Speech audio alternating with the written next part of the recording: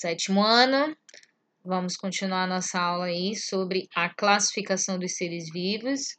Mas antes da gente continuar, curte, compartilhe e se inscreve no nosso canal. Tá? Estamos precisando dessa ajudinha. Então vamos entender o que é a nomenclatura binominal que foi criada pelo Linné, tá? Então, a nomenclatura binominal, ela é, na verdade, uma regra, como se fosse uma regra da escrita dos nomes científicos. E ela é chamada de binominal justamente porque os seres vivos eles precisam ter dois nomes, tá? O primeiro nome aqui, ó, vou pegar a canetinha. O primeiro nome aqui é musa, da banana, certo? E aqui nós temos o segundo nome paradisíaca. Então, no caso aí, o nome da espécie da banana é Musa paradisíaca. O primeiro nome geralmente é relacionado ao gênero e o segundo nome à espécie. Juntando os dois é o nome da espécie também, tá? Por exemplo, aqui nós temos um ser vivo que é a barata doméstica. O nome científico dela, Periplaneta americana. Existem outros tipos de baratas diferentes e aquela doméstica, geralmente a gente nomeia aí, né, de acordo com a nomenclatura binominal, Periplaneta americana. Como vocês podem observar aqui, ó, nome do gênero e o nome da espécie, juntando os dois, temos aí o nome da espécie. Bom, aqui nós temos o gato dourado africano e o gato selvagem europeu. Vocês podem perceber que ambos, né, têm aí o mesmo gênero, tá? Por isso que eu fiz essa pergunta. Ambos pertencem ao mesmo gênero? Sim, ambos pertencem ao mesmo gênero, justamente porque, né, nós temos aqui o nome do gênero, tá? E o que diferencia o segundo nome, que é o nome da espécie. Então, aqui, gênero e o nome da espécie. Juntando os dois nomes, a gente tem aí o nome da espécie. Então, eu vou apresentar para vocês aqui somente os animais pertencentes ao gênero Felis ou grupo Felis. Por exemplo, aqui o Felis catus, que é o gato doméstico, o Felis silvestre, que é o gato selvagem, o Felis aurat, o Felis margarita, o Felis chaus, o Felis manu e o Felis biete. E aqui temos também o Nigrips. Só que vocês têm que observar, gente, o seguinte, que aqui só são alguns exemplos. Existem vários tipos de gatos, várias espécies de gatos, né? Nós temos aí uma grande variedade de raças domésticas diferentes. Então, daí vocês já percebem que a variabilidade dentro do gênero Felis. Bom, já no gênero Panthera, nós encontramos um grupo de felinos diferentes, né? Como a Panthera onca, que é a onça pintada. Nós temos a Panthera tigris, Panthera pardus e a Panthera leu, que no caso é o leão, tá? Então, como escrever o nome de uma espécie? Quando você, na verdade, digita no computador, você tem que colocar Panthera tigris, ok? E aí, quando você coloca esse nome Panthera tigris, você tem que ir numa função que eu vou mostrar aqui para vocês, rapidinho no computador. Eu vou tirar o itálico aqui, ó. Então, quando você vai escrever o nome da espécie no computador, você escreve normal, aqui. O primeiro nome aqui, né, tem que ser com a inicial maiúscula. O segundo nome ele tem que ser todo minúsculo aqui, como vocês podem observar aqui em tigres, certo? Aí o que vocês vão fazer, tá? Toda vez que você digita, você tem que ir nessa opção aqui do computador itálico, certo? E quando você escreve à mão, por exemplo, numa prova, como é que você escreve o nome de uma espécie? Quando você vai escrever o nome de uma espécie, vou pegar aqui a caneta, você tem que escrever pantera. Desculpa aí a minha letra aqui, porque essa canetinha do PowerPoint, usando o mouse, gente, não é fácil. Então, a minha coordenação motora aqui fica horrível.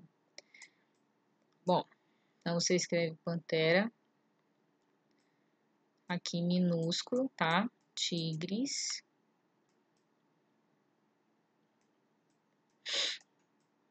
Aqui. E só isso? Não, tá?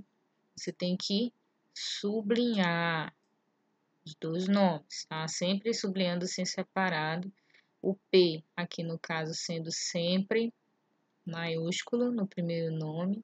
E o segundo nome da espécie tem que ser sempre todo minúsculo, certo? Então, essa é a regra para você escrever o nome de uma espécie. Vamos falar um pouco sobre os arquivos da vida. Classificação da onça pintada. Então, a gente vai classificar a onça pintada aqui, tá? Então, primeiramente, nós observamos aqui uma série de animais e nós temos aí o reino dos animais, né? Só que em latim a gente fala animale.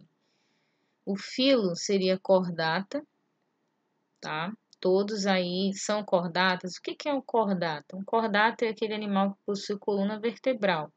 Como vocês sabem, existem animais aí que não possuem, na verdade, um animal, né? Que não possui coluna vertebral. Quem seria esse animal? Seria a borboleta, porque ela é um animal invertebrado, tá? Então, a borboleta sai desse filo, mas ela está dentro do reino animal, porque ela é um animal, certo? Bom, e classe? Na classe nós temos a classe Mammalia. O que é uma classe Mammalia? Uma classe Mammalia é aquela classe em que os animais são considerados mamíferos. Logo, nós temos um único animal aí que não é mamífero. Quem é esse animal? O animal que não é mamífero é o sapo aí, né? No caso aí, ele é um anfíbio, que vocês vão conhecer também mais na frente sobre ele. Então, o anfíbio, ele sai desse grupo. Bom, ordem. Nós temos aí a ordem carnívora. Então, existe aí, no caso, animais carnívoros, mas existe um que não é carnívoro, ou seja, ele é um animal herbívoro. Logo, nós não podemos classificá-lo dentro da ordem carnívora. Então, nós tiramos esse animal que é o mico-leão dourado, tá? Família. Família é Felidae, ou seja, são animais considerados felinos. E você pode perceber que os mais aparentados aí são esses três aqui, ó, tá? Esses três aqui, ok? Este outro aqui, ele não é um felino, apesar de que ele pertence lá à ordem carnívora, mas aqui já é diferente, ele não pertence à ordem Felidae. Então, a gente retira aí o lobo-guará, tá? Então, o lobo-guará sai desse agrupamento. Bom, com relação a gênero Pantera. Lembra que eu falei para vocês que esse aqui pertence ao Felis, gênero Felis? Então, logo, ele sai desse gênero e fica somente esses dois grupos aqui. Mas no início desse slide, a gente falou que ia, na verdade, classificar a onça pintada, né? Então, no caso aí, para classificar ela, nós temos o gênero aqui, tá? Que é Pantera. E aí nós temos o nome da espécie onca. No caso aqui, esse aqui não é onca, né? Onca, no caso, seria esse animal aqui. Então, nós ficamos aí com a classificação da onça pintada como pantera onca. Então, espero que vocês tenham entendido essa parte de classificação. Então, vamos entender um pouco sobre a história da classificação dos seres vivos. Então, a chegada dos europeus ao continente americano levou à descoberta de riquezas naturais, entre elas uma variedade imensa de plantas importantes para o comércio, alimentação e medicamentos. Esse novo mundo estimulou exploradores e pesquisadores a coletar plantas e desenvolver um sistema de classificação que facilitasse a distinção dessas plantas. E aí, no caso, a classificação ela já seria importante por isso, para que as pessoas elas pudessem usar as plantas como plantas medicinais. Vários sistemas foram desenvolvidos, um deles foi pelo italiano Andrea Calsalpino, né? Calsalpino, que propôs um sistema de classificação de plantas em 1583, usando como critérios o tipo de tronco daquela planta, a forma de desenvolvimento dos frutos. Então, a classificação em si, ela não começou só com Linneu, né? Já tinha outras pessoas trabalhando em função disso. O sistema foi desenvolvido pelo inglês John Gray, baseando-se no tipo de habitat, distribuição, morfologia, fisiologia. Além de interesses econômicos, havia preocupação entre os cientistas em encontrar princípios capazes de organizar a natureza, inclusive seres vivos. A partir do trabalho do John Gray, Linneu desenvolveu o sistema hierárquico, que foi um sistema muito mais categórico, foi uma coisa muito mais organizada.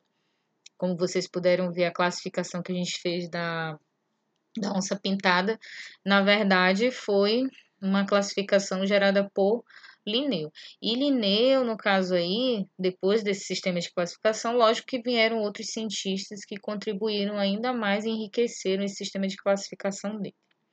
Então, ele procurou aí classificar em classe, ordem, gênero, espécie e variedade, entre outras contribuições.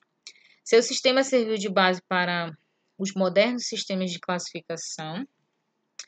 E eu vou apresentar agora para vocês quais são, na verdade, os reinos que nós vamos trabalhar, ou seja, que nós vamos estudar também. Então, por centenas de anos, cientistas dividiram os seres vivos em apenas dois reinos. Só existia dois, reino vegetal e reino animal. Então, aí, como vocês podem observar aqui, né? Até os fungos, eles estão aqui, ó, tá? E eles também colocaram as algas também dentro desse grupo aqui. E o que acontece nesse sentido, tá? Que, querendo ou não, os fungos eles não são vegetais. E vocês vão entender, quando a gente for estudar sobre eles, o porquê que eles não são, assim como as algas. E aí nós temos aqui o reino animal. Bom, aí agora eu vou mostrar para vocês como que se desenvolveu aí os 5 reinos, com o desenvolvimento do microscópio, o aumento do conhecimento humano a respeito da evolução dos seres vivos, ficou claro para que vários organismos não pudessem estar enquadrados em um grupo, como por exemplo a dos fungos que eu acabei de citar. Então, o primeiro reino aí que a gente vai trabalhar, na verdade, não seria nem esse reino Monera, seria o reino dos vírus. Mas aí há uma confusão com os vírus que eu vou explicar para vocês, que eles não têm um reino próprio. Mas isso vocês vão entender o porquê, tá? Inclusive o reino, ele tá bem aqui, ó. Isso aqui é um vírus, tá? Não é uma bactéria. O reino Monera, no caso, seria o grupo das bactérias. Reino protista, também vocês vão entender o que eles são. Reino fungi, que é o reino dos fungos, o reino animale, que é o reino dos animais, e o reino plant, que é o reino das plantas. A gente finaliza nossa aula por aqui. Eu espero que todos tenham gostado dessa aula e a gente se vê na próxima. Um abraço para todos.